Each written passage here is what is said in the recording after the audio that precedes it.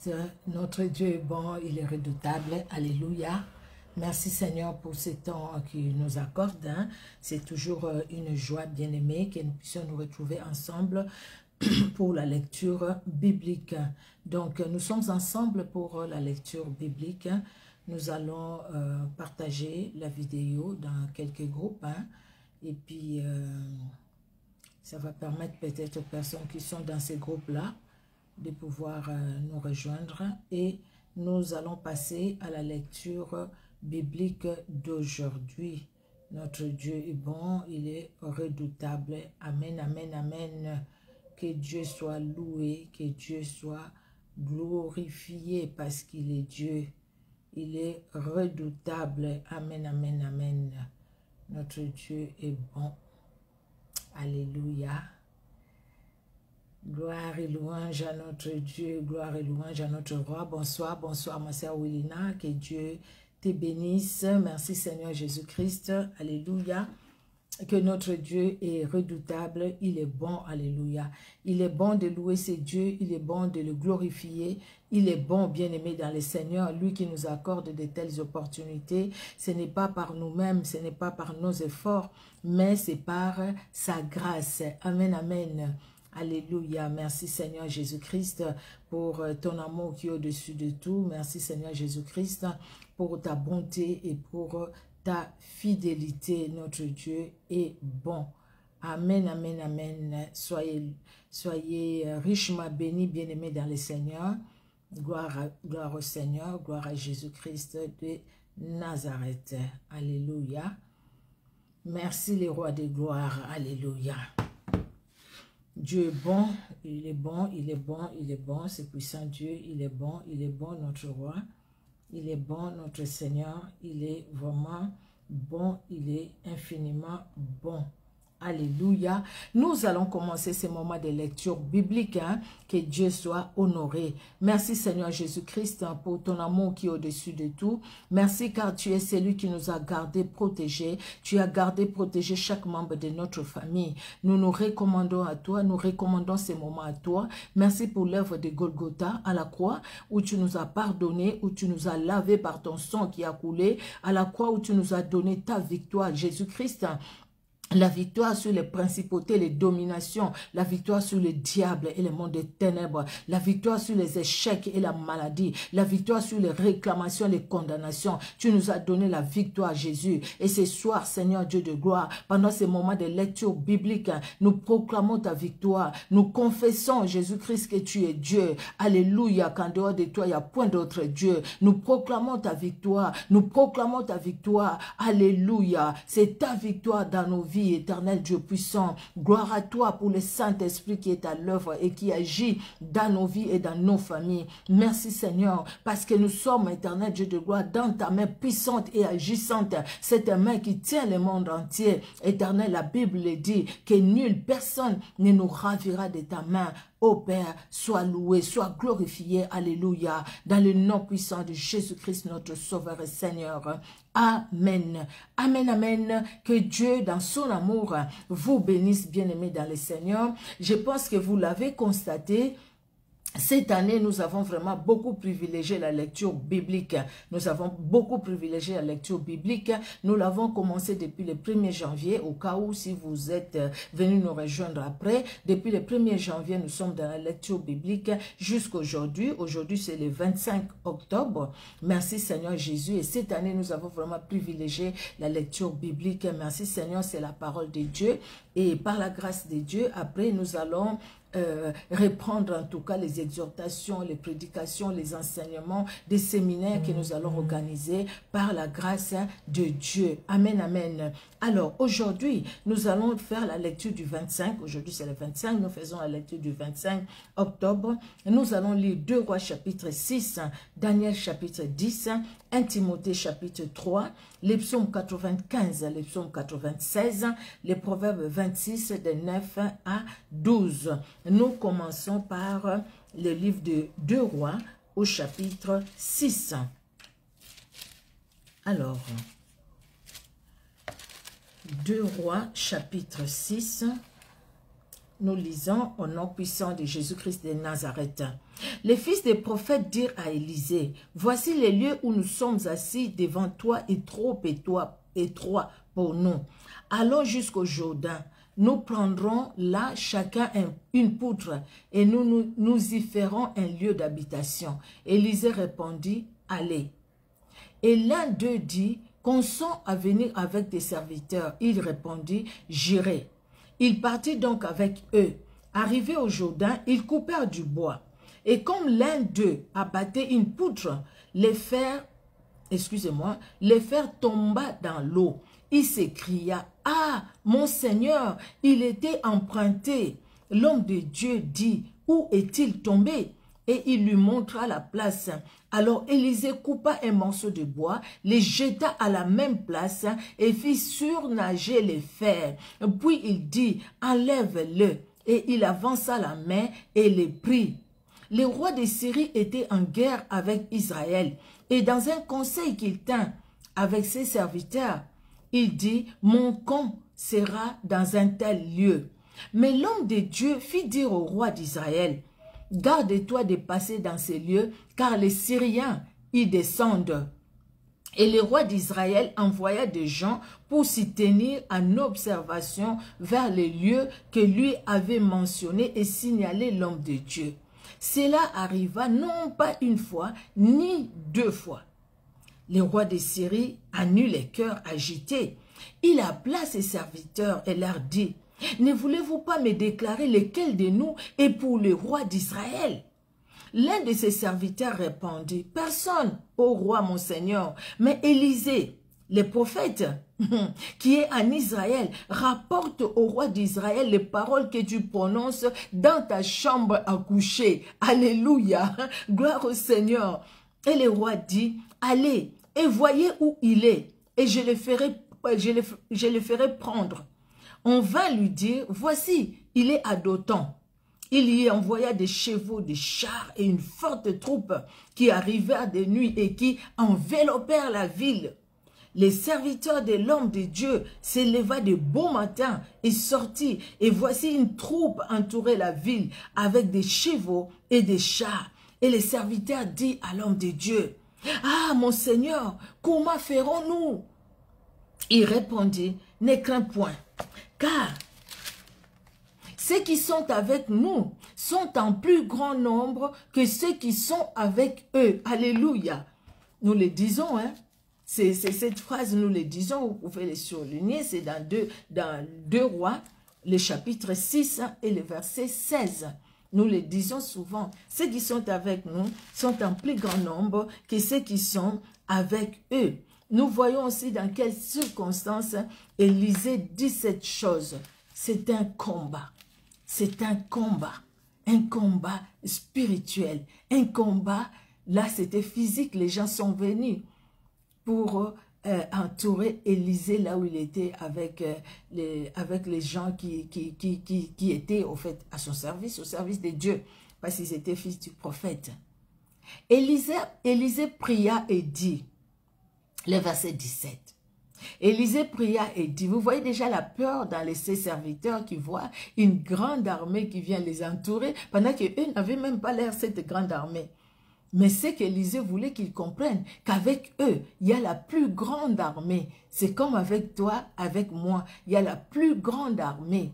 Ce n'est pas l'armée de ce monde, mais l'armée de Jésus-Christ, où Jésus-Christ est le chef de l'armée de l'Éternel. Pourquoi nous disons Jésus-Christ est le chef de l'armée de l'Éternel? Non, pas nous. Pourquoi la Bible le dit? Parce qu'il y a toute une grande armée. Une grande armée. Et ici, au travers de ces écrits dans 2 Rois 6, bien aimés, nous voyons vraiment que la parole de Dieu, c'est la vérité. Et ce que Dieu a dit, c'est ce qui s'accomplit. Et Dieu a permis que ça soit écrit pour que vous et moi aussi, nous puissions voir que nous ne sommes pas seuls. Dieu est avec nous et il y a une grande armée. À notre service que Dieu met, bien-aimé. Dieu combat pour nous. Alléluia. Le combat est à lui et la victoire est à nous. Nous le voyons par ces récits d'Élisée. Amen. Nous poursuivons notre lecture. Élisée pria et dit, « Éternel, ouvre ses yeux pour qu'il voie. » Et l'Éternel ouvrit les yeux du serviteur qui vit la montagne plein de chevaux et de chars de feu autour d'Élysée. Alléluia. Les Syriens descendirent vers Élysée. Il adressa alors cette prière à l'Éternel. Daigne frapper d'aveuglement cette nation. Et l'Éternel le frappa d'aveuglement selon la parole d'Élysée. Selon la parole d'Élysée. Alléluia. Élisée leur dit, ce n'est pas ici les chemins et ce n'est pas ici la ville. Suivez-moi et je vous conduirai, ça c'est fort, je vous conduirai vers l'homme que vous cherchez. Et il les conduisit à Samarie. Lorsqu'ils furent entrés dans Samarie, Élisée dit, Éternel, ouvre les yeux de ces gens pour qu'ils voient. Et l'Éternel ouvrit leurs yeux et ils virent qu'ils étaient au milieu de Samarie. Amen. Dieu les a confondus, vraiment. Le roi d'Israël, en les voyant, dit à Élisée, frapperai-je, mon père? Tu ne frapperas pas, répondit Élisée. Est-ce que tu frappes ce que tu fais prisonnier avec ton épée et avec ton arc? Donne-leur du pain et de l'eau, afin qu'ils mangent et boivent, et qu'ils s'en aillent ensuite vers leur maître. Les rois d'Israël leur fit servir un grand repas, et ils mangèrent et burent. Puis il les renvoya, et ils s'en allèrent vers leur maître. Et les troupes de Syriens ne revinrent plus sur le territoire d'Israël. Parce qu'ils ont vu la main de l'Éternel. Alléluia. Notre Dieu est bon. Après cela, Ben-Hadad, roi de Syrie, ayant rassemblé toute son armée, monta et assiégea Samarie. Il y eut une grande famine dans Samarie et ils la serrèrent tellement qu'une tête d'âne valait 80 cycles d'argent et le quart d'un cab de fientes, des pigeons, 5 cycles d'argent. Et comme le roi passait sur la muraille, une femme lui cria, « Sauve-moi, ô roi, mon Seigneur !» Il répondit, « Si l'Éternel ne te sauve pas, avec quoi te sauverai-je? Avec les produits de l'air ou du pressoir? » Et le roi lui dit, « Qu'as-tu » Elle répondit, « Cette femme-là m'a dit, donne ton fils, nous le mangeons aujourd'hui, et demain nous mangerons mon fils. Nous avons fait cuire mon fils, et nous l'avons mangé. Et les jours suivants, je lui ai dit, donne ton fils, et nous le mangerons. Mais elle a caché son fils. » Lorsque le roi entendit les paroles de cette femme, il déchira ses vêtements en passant sous la muraille, et le peuple vit qu'il allait en dedans un sac sur son corps. Le roi dit que Dieu me punisse dans toute sa rigueur, si la tête d'Élisée, fils de Shaphat, reste aujourd'hui sur lui. Or, Élisée était dans sa maison, et les anciens étaient assis auprès de lui. Le roi envoya quelqu'un devant lui. Mais avant que les messagers soient arrivés, Élisée dit aux anciens, « Voyez-vous que ce fils d'assassin envoie quelqu'un pour m'ôter la vie. Écoutez, quand le messager viendra, fermez la porte et repoussez-les avec la porte. Le bruit des pas de son maître ne se fait-il entendre derrière lui? » Il leur parlait encore et déjà les messagers étaient descendus vers lui et disaient, « Voici ce mal vient de l'Éternel. Qu'ai-je à espérer encore de l'Éternel? » Et pourtant, c'est à cause d'eux-mêmes en fait que cette situation-là est arrivée. Nous voyons ici la situation d'Élisée. Dieu est vraiment Dieu, il est bon. C'est vrai, nous savons que c'est Dieu qui nous garde, quelle que soit la situation dans laquelle nous pouvons être, quels que soient les combats dans lesquels nous pouvons être. Dieu révèle les choses cachées. Il a montré comment il a révélé même ce qui se disait dans la chambre de ce roi d'Assyrie. Son serviteur lui dit, c'était pas une fois, c'était pas deux fois. Chaque fois quand il faisait des complots contre Israël, Dieu révélait ces complots-là au roi d'Israël. Parce qu'il est Dieu. Et il les révélait, pardon, à Élisée.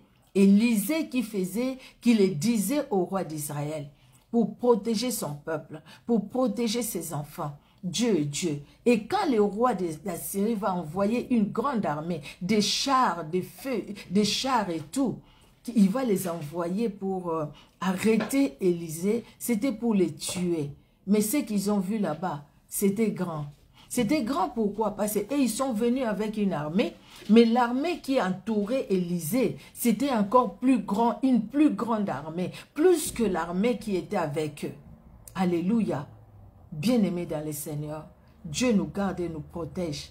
Nous sommes gardés, protégés par Jésus-Christ lui-même, le chef de l'armée de l'Éternel. Donc quand Jésus-Christ nous protège, toute une armée nous entoure. Alléluia. Quelle victoire et quelle assurance que nous avons. C'est pourquoi nous ne devons pas sortir de la présence de Jésus-Christ. Nous devons plutôt y demeurer et rester là, dans la sainte présence de Jésus-Christ de Nazareth. Alléluia, alléluia. Nous allons aller, bien-aimés, dans les livres de Daniel au chapitre 10. Daniel, chapitre 10. Alors, Daniel 10. La 3e année de Cyrus, roi des Perses, une parole fut révélée à Daniel, qu'on nommait Belchassar. Cette parole, qui est véritable, annonce une grande calamité. Il fut attentif à cette parole et il eut l'intelligence de la vision. En ces temps-là, moi, Daniel, je fis 3 semaines dans les deuils. Je ne mangeais aucun mets délicat. Il n'entra ni viande ni vin dans ma bouche, et je ne moignis point jusqu'à ce que les 3 semaines soient accomplies. Le 24e jour du 1er mois, j'étais au bord du grand fleuve qui est Edkel. J'ai levé les yeux, j'ai regardé, et voici, il y avait un homme vêtu de lin et ayant sur les reins une ceinture d'or du phase. Son corps était comme les chrysolites, son visage brillait comme l'éclair, ses yeux étaient comme les flammes de feu, ses bras et ses pieds ressemblaient à des reins polis, et les sons de sa voix étaient comme le bruit d'une multitude. Moi, Daniel, je vis seul la vision, et les hommes qui étaient avec moi ne la virent point. Mais ils furent saisis d'une grande frayeur, et ils prirent la fuite pour se cacher. Je restai seul et je vis cette grande vision. Les forces me manquaient. Mon visage changea de couleur et fut décomposé et je perdis toute vigueur. J'entendis les sons de ces paroles. Et comme j'entendais les sons de ces paroles, je tombais frappé d'étourdissement, la face contre terre. Et voici une main me toucha et secoua mes genoux et mes mains. Puis il me dit, « Daniel, homme bien-aimé, sois attentif aux paroles que je vais te dire. Et tiens-toi debout à la place où tu es, car je suis maintenant envoyé vers toi. » Lorsqu'il m'eut ainsi parlé, je me tins debout en tremblant. Il me dit, « Daniel, ne crains rien, car dès le premier jour où tu as eu à cœur de comprendre et de t'humilier devant ton Dieu, tes paroles ont été entendues. Et c'est à cause de ces paroles que je viens. C'est à cause de ces paroles que je viens. » Alléluia. Le chef du royaume de Perse m'a résisté 21 jours. Mais voici Michael, l'un des principaux chefs, est venu à mon secours. Et je suis demeuré là auprès du roi des Perses. Je viens maintenant pour te faire connaître ce qui doit arriver à ton peuple dans la suite des temps, car la vision concerne encore ces temps-là. Tandis qu'il m'adressait ces paroles, j'ai dirigé mes regards vers la terre et j'ai gardé le silence. Et voici quelqu'un qui avait l'apparence des fils de l'homme, toucha mes lèvres, j'ouvris la bouche, je parlais et j'ai dit à celui qui se tenait devant moi. Mon Seigneur, la vision m'a rempli de froid et j'ai perdu toute vigueur. Comment les serviteurs de mon Seigneur pourraient-ils parler à mon Seigneur? Maintenant les forces me manquent et je n'ai plus de souffle. Alors celui qui avait l'apparence d'un homme me toucha de nouveau et me fortifia. Puis il me dit, ne crains rien, homme bien-aimé, que la paix soit avec toi. Courage, courage. Et comme il me parlait, je repris des forces et je dis, que mon Seigneur parle, car tu m'as fortifié. Alléluia. Il me dit, sais-tu pourquoi je suis venu vers toi? Et pourquoi je suis venu vers toi maintenant? Je m'en retourne pour combattre les chefs de la Perse. Et quand je partirai, voici le chef de Javan viendra. Mais je vais te faire connaître ce qui est écrit dans les livres de la vérité. Personne ne m'aide contre ceux-là, excepté Michaël, votre chef. Amen. Merci Seigneur Jésus pour ta parole. Nous allons lire 1 Timothée chapitre 3. Alors, 1 Timothée chapitre 3. Cette parole est certaine. Si quelqu'un aspire à la charge d'évêque, il désire une œuvre excellente. Il faut donc que l'évêque soit irréprochable, mari d'une seule femme, sobre, modéré, réglé dans sa conduite, hospitalier, propre à l'enseignement. Il faut qu'il ne soit ni adonné au vin, ni violent, mais indulgent, pacifique, désintéressé. Il faut qu'il dirige bien sa propre maison et qu'il tienne ses enfants dans la soumission et dans une parfaite honnêteté. Car si quelqu'un ne sait pas diriger sa propre maison, comment prendra-t-il soin de l'Église de Dieu? Il ne faut pas qu'il soit un nouveau converti, des peurs gonflées d'orgueil, il ne tombe sous les jugements du diable. Il faut aussi qu'il reçoive un bon témoignage de ceux du dehors, afin de ne pas tomber dans l'opprobre et dans les pièges du diable. Les diacres aussi doivent être honnêtes, éloignés de la duplicité, des excès de vin, d'un gain sordide, conservant les mystères de la foi dans une conscience pure, qu'on les éprouve d'abord et qu'ils exercent ensuite leur ministère, s'ils sont sans reproche. Les femmes de même doivent être honnêtes, non médisantes, sobres, fidèles en toutes choses. Les diacres doivent être maris d'une seule femme, diriger bien leurs enfants et leur propre maison. Car ceux qui remplissent convenablement leur ministère s'acquièrent un rang honorable et une grande assurance dans la foi en Jésus-Christ. Je t'écris ces choses avec l'espérance d'aller bientôt vers toi. Mais afin que tu saches si je tarde comme il faut se conduire dans la maison de Dieu qui est l'église du Dieu vivant, la colonne et l'appui de la vérité. Et sans contredire le mystère de la piété est grand, celui qui a été manifesté en chair, justifié par l'Esprit, vu des anges, prêché aux gentils, cru dans le monde, élevé dans la gloire. Alléluia. Merci Seigneur Jésus-Christ de Nazareth. Alléluia. Gloire au Seigneur, gloire au Seigneur. Merci Seigneur Jésus-Christ. Ici Paul vraiment nous parle pour l'œuvre de Dieu. Nous devons avoir un bon comportement. Nous devons, vous voyez, les diacres doivent être mariés d'une seule femme, comme les anciens maris d'une seule femme. Mais d'où vient cet évangile où on voit un pasteur avec plusieurs, sa femme et des concubines et tout ça? Ça ne vient pas de Dieu, vous voyez, c'est clair. La Bible est claire, l'honnêteté, il faut éviter la médisance, toutes ces mauvaises choses. Au fait, dans tout ce que Paul a cité, c'est pour nous puissions vivre que nous soyons en communion avec le Seigneur. C'est ce qui est important. Parce que toutes ces choses-là brisent la communion avec Dieu. Nous devons demeurer dans la communion avec Dieu. Alors, nous allons aller dans les livres, dans les psaumes. Nous allons aller dans les psaumes.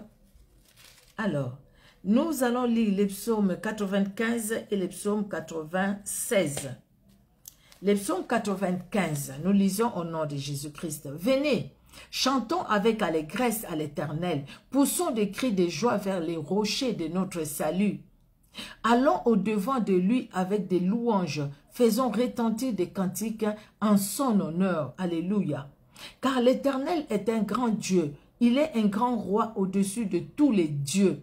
Il tient dans sa main les profondeurs de la terre et les sommets des montagnes sont à lui. Alléluia. La mer est à lui, c'est lui qui l'a faite.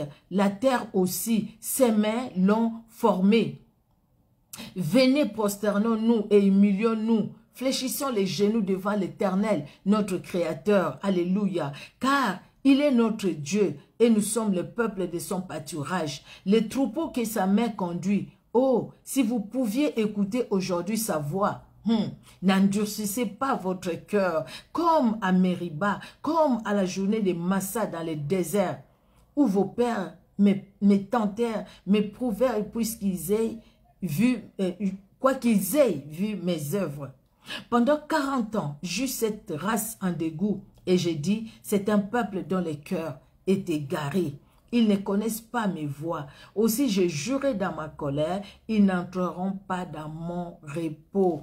Les psaumes 96. Chantez à l'Éternel un cantique nouveau. Chantez à l'Éternel, vous tous, habitants de la terre. Chantez à l'Éternel, bénissez son nom, annoncez de jour en jour son salut. Alléluia. Racontez parmi les nations sa gloire, parmi tout le peuple ses merveilles. Amen. Car l'Éternel est grand et digne de louange. Amen. Il est redoutable par-dessus tous les dieux avec petit d. Amen. Car tous les dieux de peuple sont des idoles et l'Éternel a fait les cieux. Amen, amen.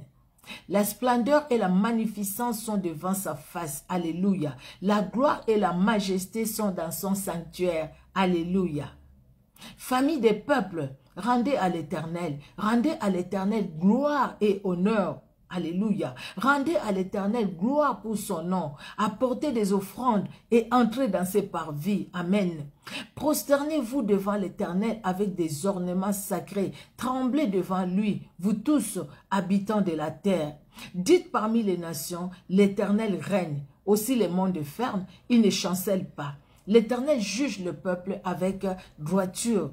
Que les cieux se réjouissent et que la terre soit dans l'allégresse, que la mer retentisse avec tout ce qu'elle contient, que la campagne s'égaye avec tout ce qu'elle renferme, que tous les arbres des forêts poussent des cris de joie devant l'Éternel, car il vient pour juger la terre, il jugera le monde avec justice et le peuple selon sa fidélité. Oui, bientôt, il vient.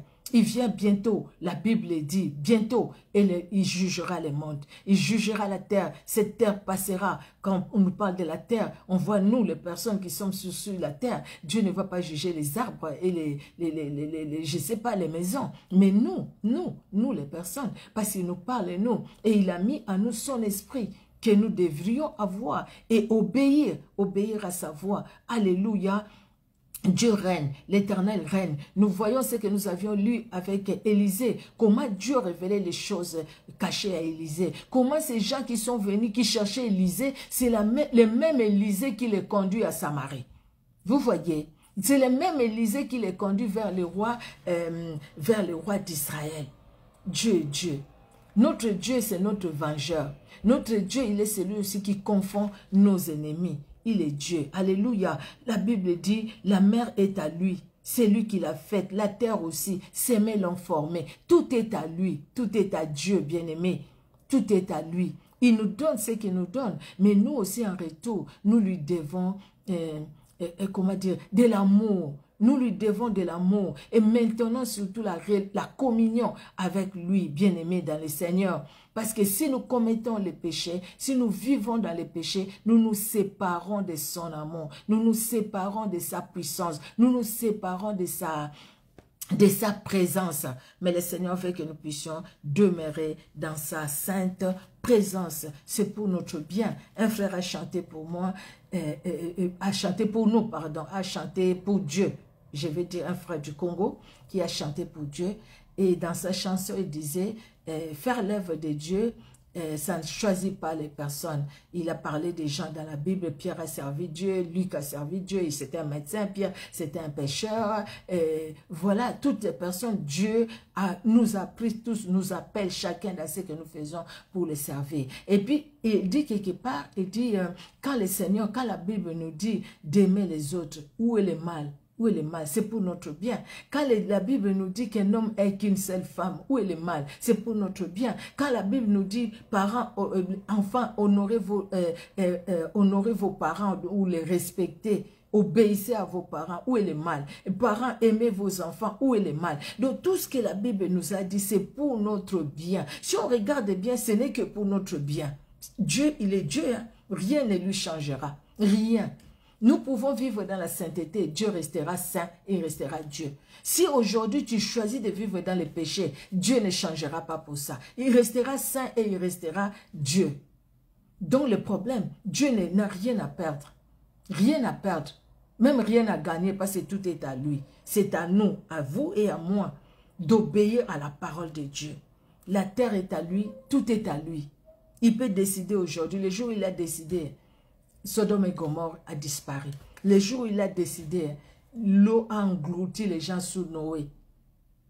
Parce que tout lui appartient. Donc, dormir, se réveiller, ce n'est pas une habitude, c'est la grâce. On se réveille, on reconnaît la grandeur de celui qui nous a donné les souffles de vie. Amen, amen. Nous allons finir, bien-aimés, par le livre des Proverbes. Proverbe 26. Voilà, Proverbe 26. De 9 à 12. 26, 9 à 12, nous allons lire. Comme une épine qui se dresse dans la main d'un homme ivre, ainsi est une sentence dans la bouche des insensés. Comme un archer qui blesse tout le monde, ainsi est celui qui prend à gage les insensés et les premiers venus.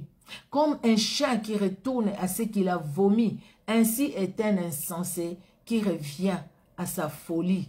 Si tu vois un homme qui se croit sage, il y a plus à espérer d'un insensé que de lui. Dieu est bon, il est redoutable. Merci Seigneur pour cette opportunité qu'il nous a donnée encore aujourd'hui pour lire la parole. Bien-aimés, on se donne rendez-vous demain et nous allons ensemble lire la parole de Dieu. Que Dieu bénisse tout un chacun, que Dieu vous bénisse, bien-aimés, que nous soyons tous bénis et que nos familles aussi par nous demeurent vraiment bénies au nom puissant de Jésus-Christ de Nazareth. Nous allons prier. Merci Seigneur pour ce temps que tu nous as accordé vraiment dans ton amour éternel. Nous n'avons pas mérité, mais que ta grâce éternelle dans nos vies. Lire ta parole depuis le 1er janvier jusqu'à aujourd'hui, ce n'est pas par nos efforts éternels. Combien de fois la fatigue était là, mais tu nous as toujours fortifiés, éternel Dieu de gloire. Tu nous as fortifiés, Seigneur Dieu souverain, comme tu as fortifié Daniel quand il était faible. Éternel, tu l'as fortifié afin qu'il se tienne sur ses pieds, afin qu'il aille, qu'il obéisse, qu'il, Seigneur, écoute les explications que tu avais à lui donner. Merci Seigneur, parce que tu es celui qui nous donne ta parole jour après jour. Merci de bénir cette sainte parole dans nos cœurs éternels, dans nos vies, Seigneur Dieu de gloire. Merci pour nos familles aussi qui sont entre tes mains. Merci d'étendre ta main puissante dans leur vie. Au nom puissant de Jésus-Christ. Amen. Amen, amen. Désolé, excusez-moi. Amen, amen. Que Dieu dans son amour vous bénisse, bien-aimés. Soyez richement bénis. Vous qui êtes là en direct, vous qui allez nous suivre en différé, vous qui nous suivez sur Facebook et vous qui allez nous suivre aussi sur YouTube, sur le compte des messagères de Jésus-Christ de Nazareth. Que Dieu vous bénisse abondamment. On se donne rendez-vous demain, vraiment par la grâce de Dieu, que par la grâce de Dieu. Soyez bénis. Au revoir.